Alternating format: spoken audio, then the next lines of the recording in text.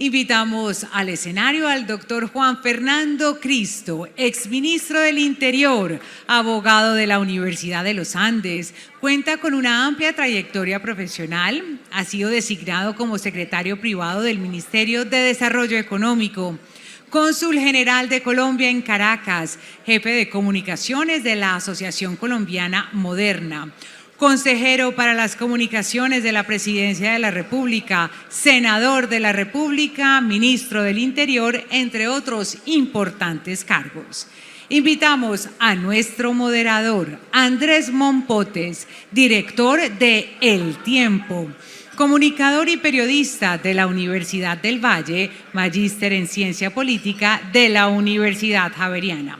Tras su amplia trayectoria profesional, se ha desempeñado como corresponsal en la ciudad de Cali, ha sido editor de Justicia, editor jefe y jefe de redacción de El Tiempo. Ahora se desempeña como director general del Tiempo. Les damos la más cordial bienvenida a nuestro moderador y nuestro conferencista.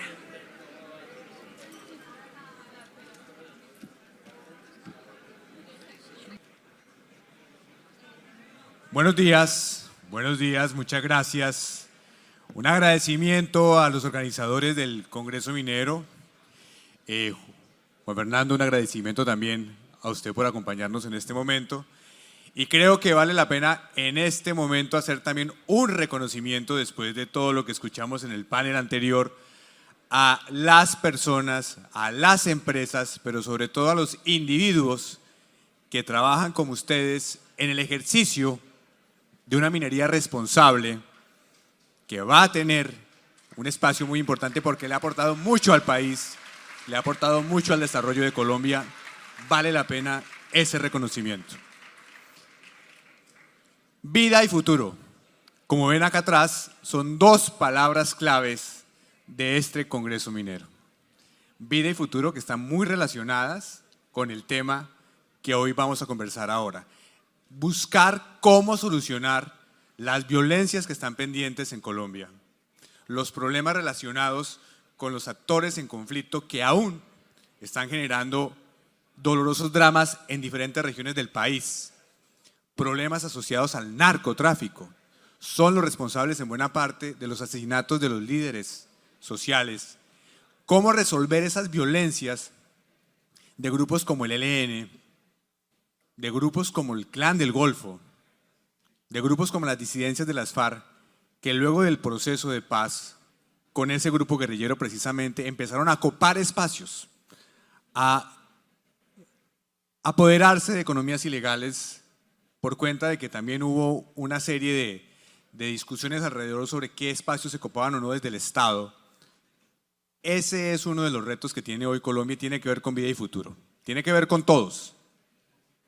Y en ese ejercicio hemos visto que el gobierno del presidente Gustavo Petro lo que ha planteado es algo que llama la paz total. Esa es su estrategia en este momento para tratar de disolver esas violencias y esos grupos. Una paz total que por un lado implica reanudar los diálogos con el ELN, sobre lo cual se han dado ya varios pasos, pero de manera simultánea hacer un ejercicio de buscar el sometimiento vía negociación de miembros de bandas criminales, de narcotraficantes. El gobierno le llama acogimiento, en lo que hemos visto hasta ahora, Juan Fernando, y ese es el reto en el que estamos. ¿Hacia dónde va esa paz total? ¿Cuáles van a ser realmente las implicaciones, las ventajas, los riesgos? Un tema que entró en la agenda de manera insistente por el tema, porque el gobierno lo ha querido así. Ya la paz total está en uno de los temas claves del primer mes de la agenda del gobierno de Petro, junto a la transición energética, junto a la reforma tributaria. La paz total está ocupando un espacio fundamental. Por eso la presencia de Juan Fernando aquí es muy importante. Ustedes escuchaban en la presentación la trayectoria de él, conoce muchos de los momentos críticos de Colombia, los ha vivido de cerca en relación con las negociaciones, con la manera en la que se debe tratar estos grupos que le generan difíciles desafíos de seguridad al país, y estuvo muy de cerca, para hablar más recientemente, conociendo cómo fue el proceso de paz con las FARC en el gobierno de Juan Manuel Santos. Juan Fernando, para empezar, ¿cómo está usted viendo este tema de la paz total? ¿Cuáles son los desafíos? ¿Cuáles son, desde su trayectoria, los riesgos que pueden haber ahí, las potencialidades, los avances? Bueno, Andrés, muchas gracias a la asociación por la invitación. Encantado de estar aquí nuevamente en este escenario. Como ministro del Interior, tal vez en un par de oportunidades estuve compartiendo con ustedes. Han pasado varios años y el escenario político es distinto y estamos viviendo una etapa bien desafiante y bien interesante para el país. Luego, mil gracias por la invitación y vamos ahora al grano. Yo diría que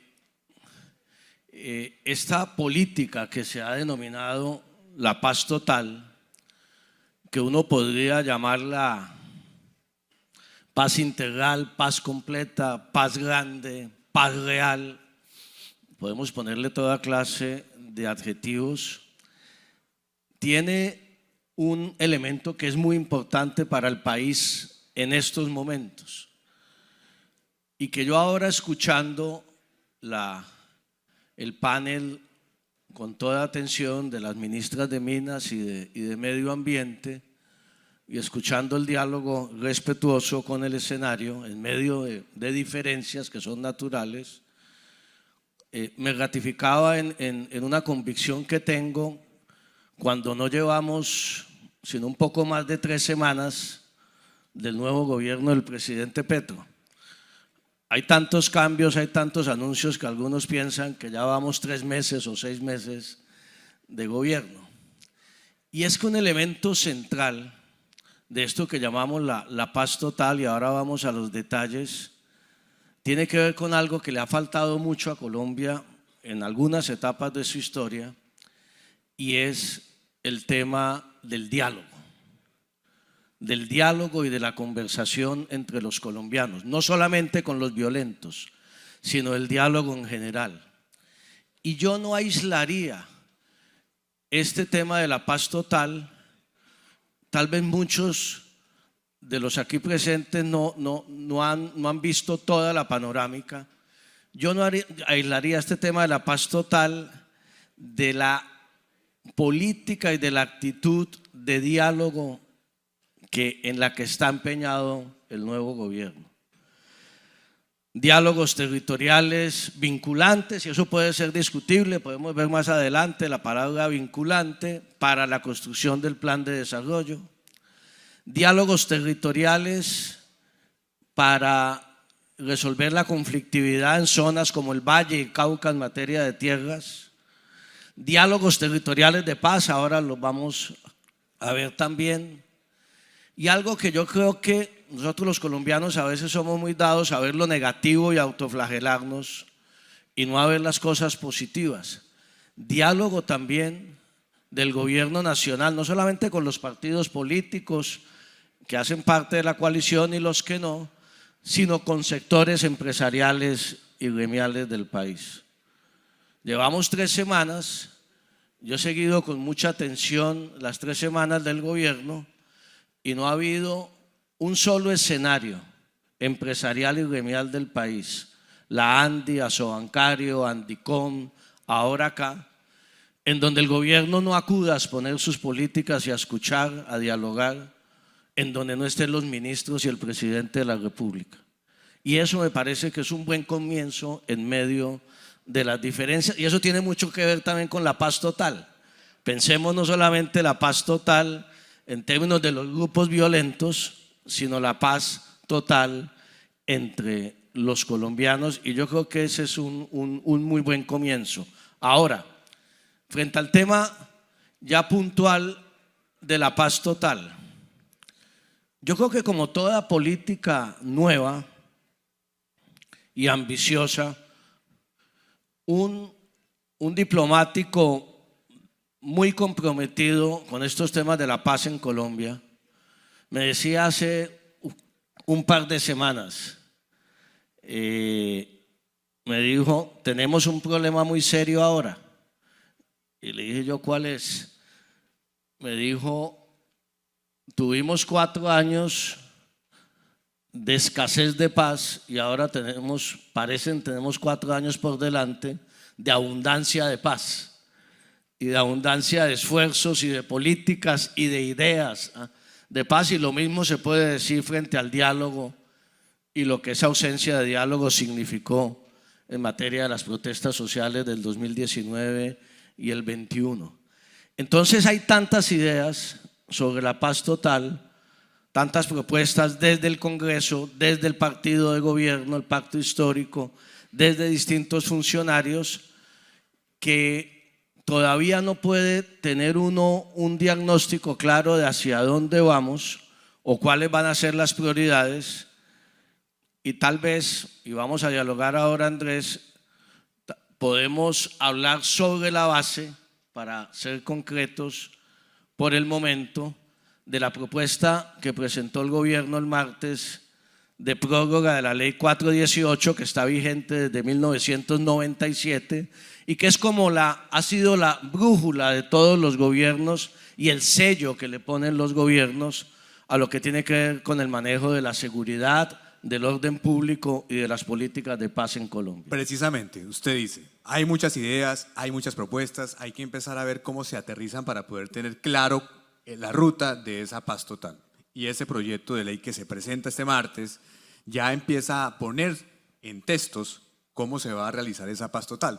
Es un proyecto de ley que empieza a generar debate en el país, hay cosas interesantes, novedosas, pero también genera muchas preguntas. Una de ellas, y usted lo mencionaba ahora, el tema de la regionalización de todos los diálogos. ¿Eso vale también para la búsqueda de la paz? Se ha dicho, se ha explicado que esos diálogos regionales que trae el proyecto de ley van a estar dándole la posibilidad a alcaldes y a gobernadores de buscar básicamente acuerdos humanitarios. No van a tener los alcaldes y gobernadores la potestad de hacer un acuerdo en términos de cuáles son las concesiones que el Estado pueda llegar a tener en ese ejercicio de búsqueda de una negociación, pero sí de generar espacios de acuerdos humanitarios. ¿Eso no genera una descentralización de lo que debe tener el Poder Ejecutivo en el manejo de los diálogos con grupos armados ilegales? Ahí estamos hablando de un interlocutor complejo, difícil de manejar. Depende con quién se haga y cómo se haga. Y voy un paso atrás de lo de los diálogos territoriales. Me parece que hay muchas preguntas todavía por responder frente al texto presentado por el gobierno, y para eso la discusión en el Congreso de la República, y seguramente el gobierno avanzará en esa materia. Uno de los problemas que tenemos quienes hemos participado en esas negociaciones de paz, lo hablábamos con algunos compañeros negociadores del acuerdo en La Habana en estos días, es que uno puede tener el inconveniente de creer que las cosas se tienen que hacer como uno las hizo, y resulta que cada proceso de paz es distinto, cada dinámica es distinta y el escenario del país hoy es distinto. Y a mí sí me parece que hay mucha audacia y hay muchas novedades en la propuesta que ha presentado el gobierno el martes, pero al mismo tiempo hay muchas preguntas todavía por resolver y uno no podría tener un diagnóstico. Frente a esa pregunta concreta, Andrés, posibilidad de diálogos territoriales, de una negociación de paz, yo diría que no. Tiene que estar en cabeza del jefe del Estado y una delegación del gobierno, de funcionarios del gobierno. Posibilidades de acuerdos humanitarios, que es el propósito del gobierno. Aquí tenemos 5 o 6 zonas que están sufriendo mucho la violencia hoy, muchísimo, y que a veces los colombianos somos indolentes frente a eso. El Catatumbo, el Bajo Cauca antioqueño, el Pacífico nariñense, el Pacífico y casi todo el departamento del Cauca, Chocó y Arauca, digamos que son las zonas que están padeciendo más la violencia. El ELN pasó del 2018 al 2022, tenemos un distinto ELN, de una presencia en 90 municipios a casi 190. Las llamadas disidencias de las FARC pasaron de un poco menos de 60 municipios a 115 y están muy localizados en esas subregiones del país. Si uno puede hacer, pero siempre manejado, liderado y coordinado por el gobierno nacional, pero si uno puede involucrar a alcaldes y a gobernadores del Chocó, de Nariño, de Norte de Santander, del Cauca, de Arauca, en un proceso de diálogo con fines exclusivamente humanitarios para aliviar el sufrimiento de los habitantes de esos territorios, me parece que es un camino que vale la pena intentar. No sé, ojalá los resultados sean positivos. Ese camino estrictamente humanitario, no el camino de una negociación de paz, por ejemplo, con el ELN. Y ahí viene la otra pregunta, por eso decía, ¿con quién hacerlo? Obviamente hay algo que todavía no está claro en el proyecto que presentaron el martes, y yo espero que con la discusión se avance en claridades, y es que tiene que haber, debe haber una diferencia sustancial entre negociar con el Ejército de Liberación Nacional, que es una guerrilla que dígase lo que se diga y también ha caído en el tema del narcotráfico y en las actividades de la minería ilegales, etcétera, tiene un origen político y tiene un propósito político, seguramente deteriorado, degradado en las últimas décadas, pero lo tiene, y eso es muy distinto a establecer una negociación con el Clan del Golfo o con bandas criminales o con estructuras criminales. Allí sí no cabe sino el acogimiento de la justicia, ninguna otra clase de negociación, sino prácticamente una negociación de penas y obviamente del tema de la extradición. Hablemos de esa distinción y hablemos de cómo están ahora el ELN por un lado. Usted dice debería ser un tema que marque rápidamente una línea diferenciadora entre los dos, y las bandas criminales. Empecemos con el ELN. Y lo mencionó, el ELN que ustedes alcanzaron a iniciar las conversaciones de paz que se truncan. Tuvimos listo un cese bilateral. Así es, se truncan luego cuando pasa el atentado en la escuela de cadetes de policía en el comienzo del gobierno de Iván Duque. Ese ELN hoy, vuelvo y repito, usted lo comentó, no es el mismo de esa época. Es un ELN distinto, es un ELN fortalecido desde mucha de su economía ilegal en muchas zonas, con una retaguardia estratégica también más poderosa hoy en el lado de Venezuela, con un nuevo grupo de dirigentes, de mandos en Colombia, que no tienen el mismo discurso de los mandos con los cuales ustedes estuvieron conversando, que pareciera más preocupado, lo dicen los analistas, en pelear por el control territorial que confrontar directamente al Estado. ¿Cómo entrar en esa negociación con ese ELN que es distinto y qué posibilidades de éxito realmente hay ahí en ese proceso?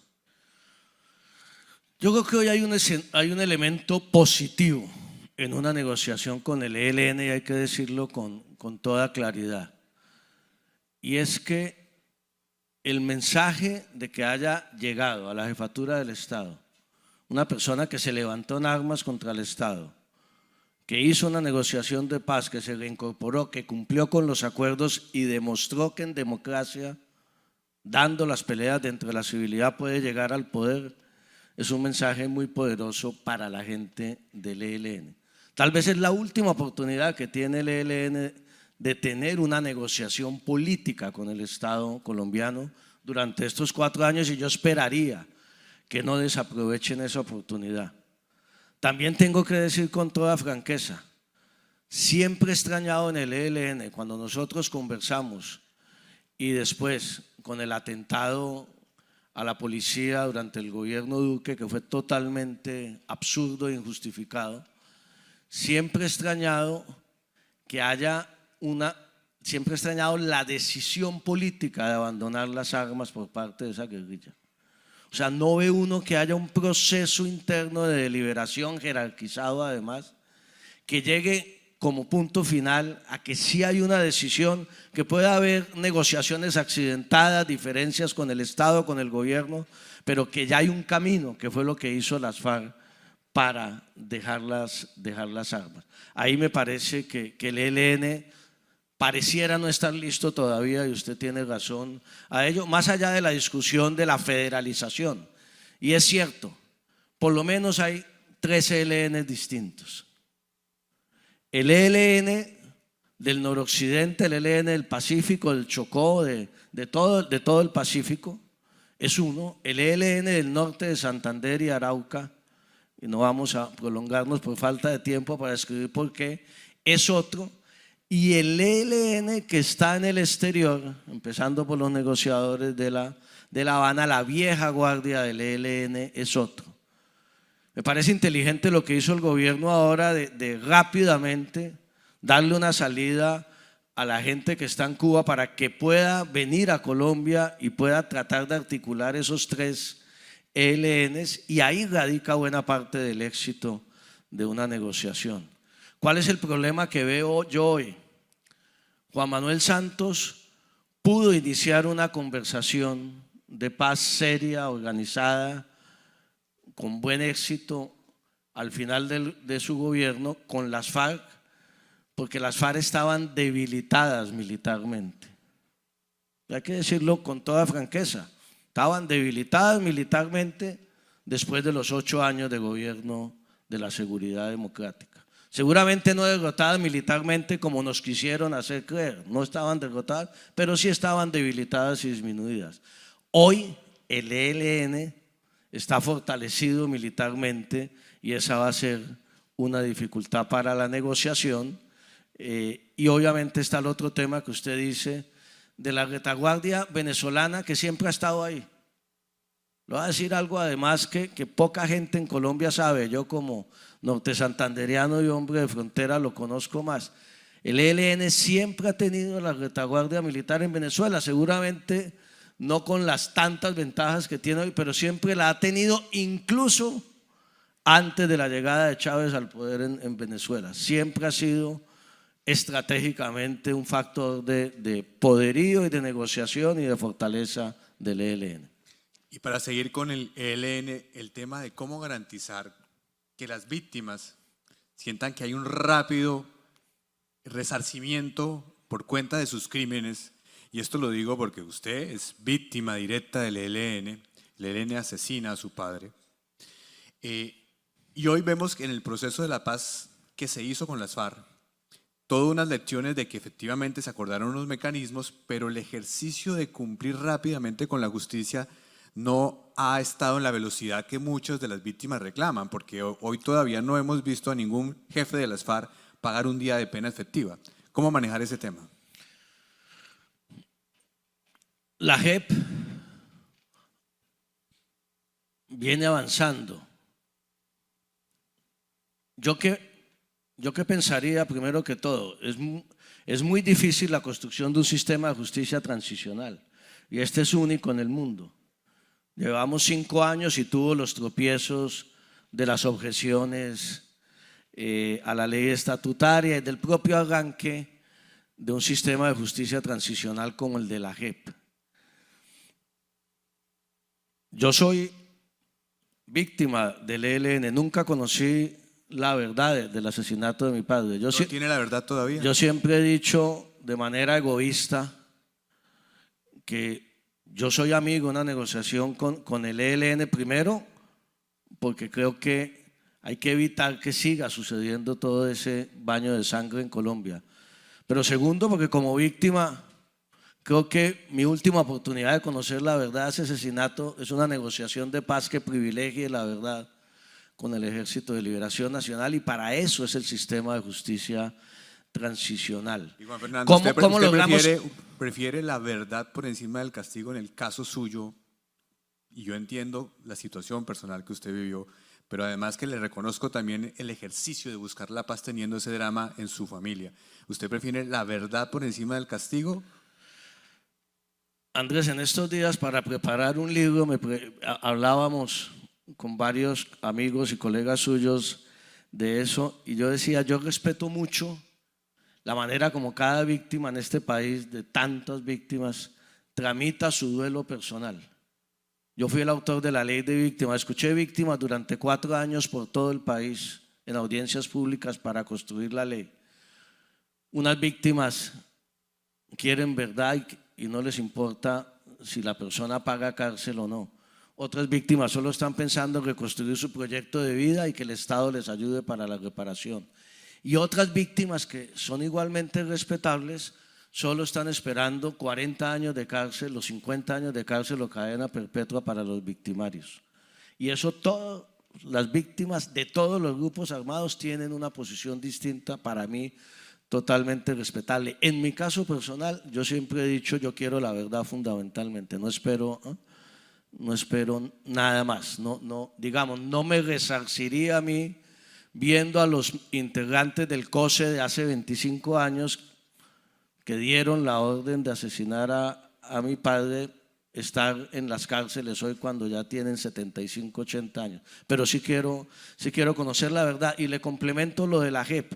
En el caso del ELN, si se hace una negociación ya construido un sistema de justicia transicional como la JEP, debe haber necesariamente una restauración, una reparación a las víctimas con verdad, con justicia, con reparación mucho más rápida, porque es simplemente negociar con el ELN que se acoja al sistema de justicia. Yo no me imaginaría a Colombia construyendo otro sistema de justicia transicional para el ELN. No tendría ningún sentido y me estoy metiendo ya en camisa de 11 varas. Pero es una buena recomendación. Que tiene que negociar el gobierno, ¿no? Pero es una buena recomendación. Por eso por ahí hubo, cuento una anécdota, hubo por ahí un candidato presidencial que dijo, creo que públicamente, yo lo escuché en privado, dijo, con el ELN lo que hay que firmar es un otro sí al proceso de paz en materia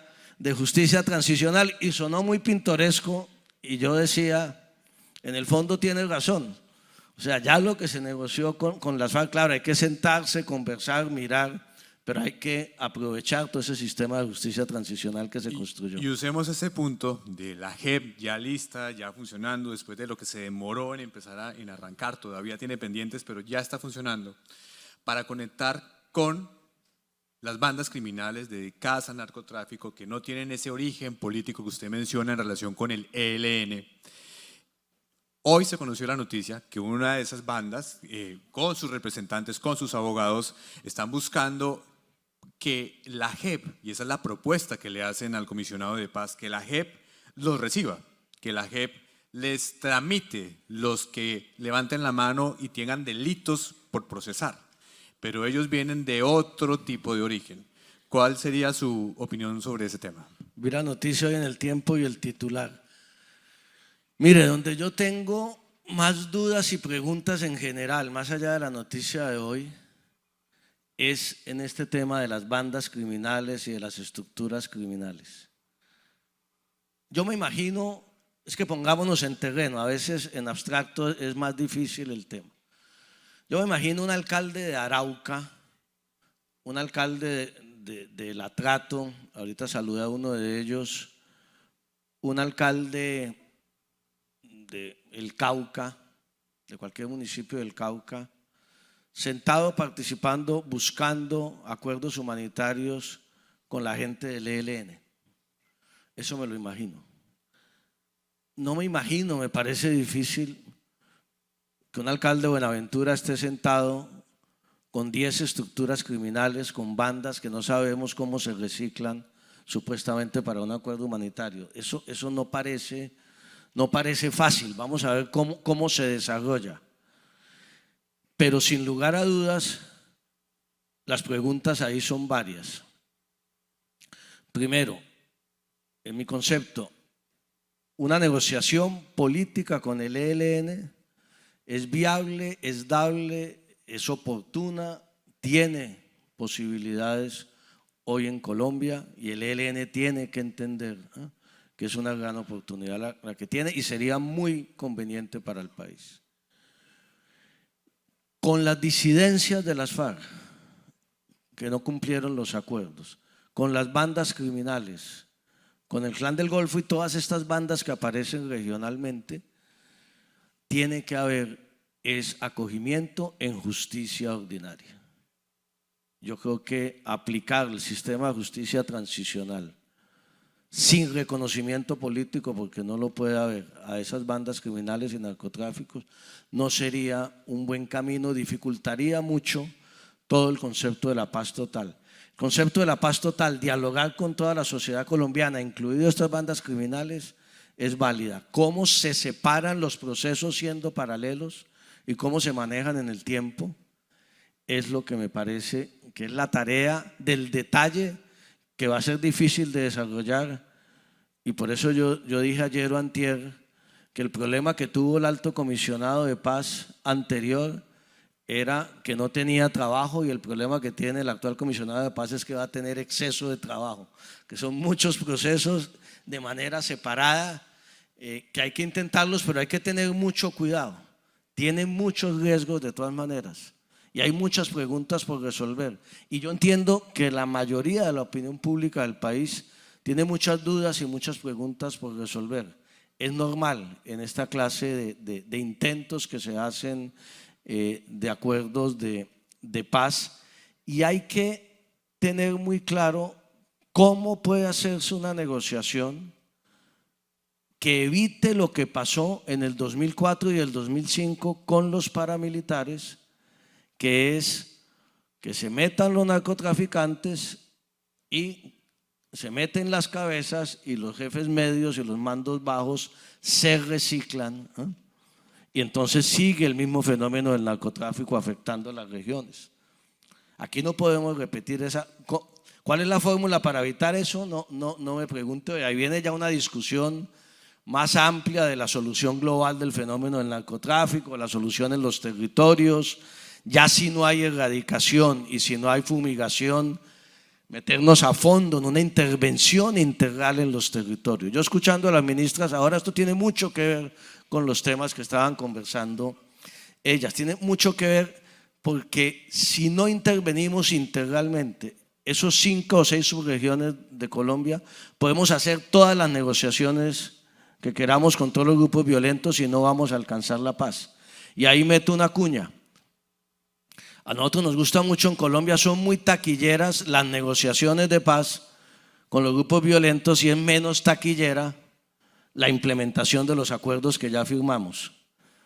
Creo que no podemos olvidar, escuché dentro de los anuncios en estos días, aprovecho este escenario para pedirle al gobierno que reflexione muy bien sobre esa decisión si no la ha tomado, que están eliminando la consejería del posconflicto en la presidencia, que es la encargada de implementar los acuerdos de paz con las FARC, que el presidente Petro ha dicho en reiteradas ocasiones que los va a cumplir.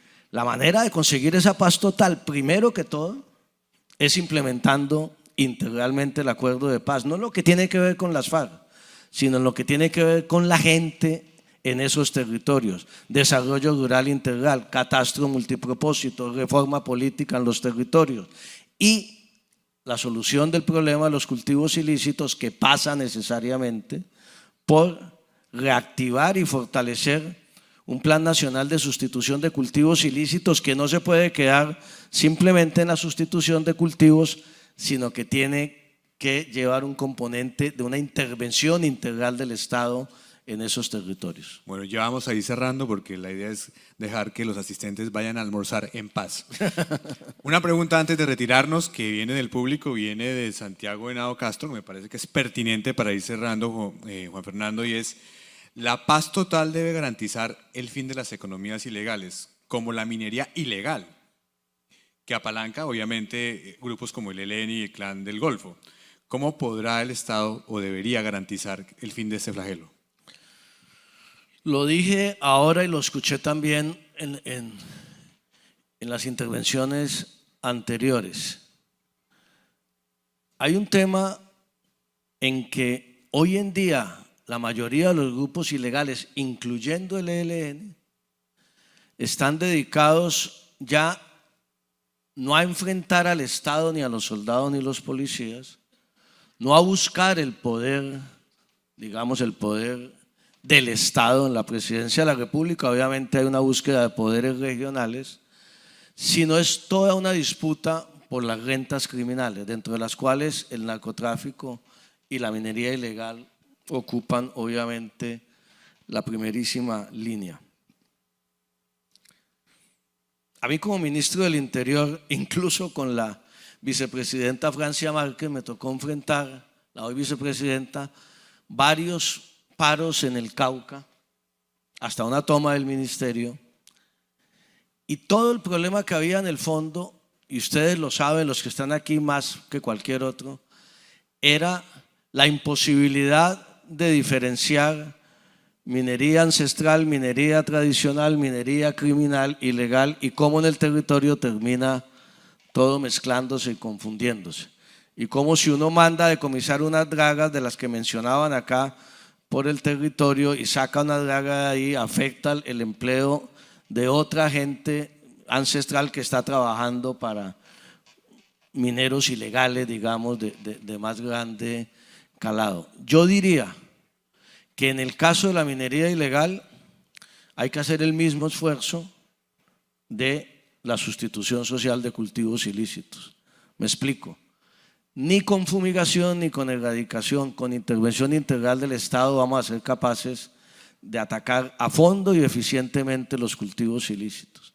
En el caso de la minería ilegal es fundamental, primero que todo, para poder separar y distinguir las minorías, hacer un proceso ambicioso de la mano de las empresas mineras tradicionales, nacionales, legales, formales, meter, eso es un tema en el cual aquí la agremiación y las grandes empresas podrían trabajar conjuntamente con el gobierno, meter a esas empresas en todo el proceso de ayudar a la formalización del pequeño minero en Colombia, para separar las dos cosas y a partir de ahí, sí, frente al fenómeno de la minería ilegal, pues combatirlo con toda la acción del Estado. Hoy se hace imposible hacer ese combate porque en el territorio, es muy fácil hablarlo aquí, pero en el territorio las diferencias no se ven. Y ahí yo creo que el diálogo de sectores del sector privado, el diálogo de un sector como el sector de la minería con el gobierno nacional es fundamental. André, yo le haría una invitación, ya que estamos terminando, la he hecho en varios escenarios empresariales y gremiales. Hay que acompañar al gobierno en sus políticas, señalándole además seguramente las diferencias y las equivocaciones que se puedan estar planteando, pero no hay que autoexcluirse de ese diálogo. Usted me pregunta, minería ilegal, todos esos temas van a aparecer en los diálogos territoriales o en los diálogos que surjan por conflictos en los departamentos o en los diálogos para el Plan Nacional de Desarrollo.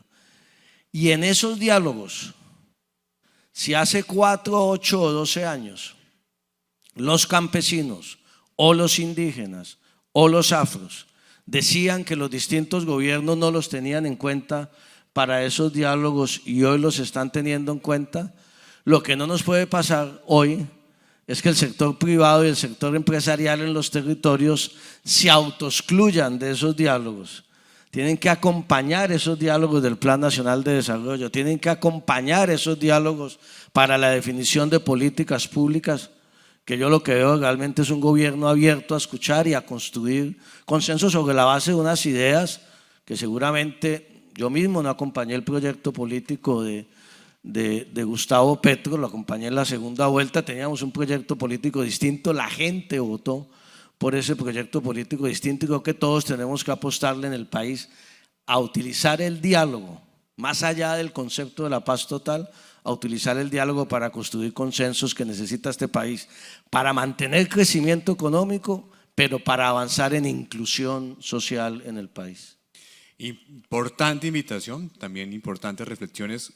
Juan Fernando, muchas gracias. Por favor, un aplauso y cerramos esta conversación.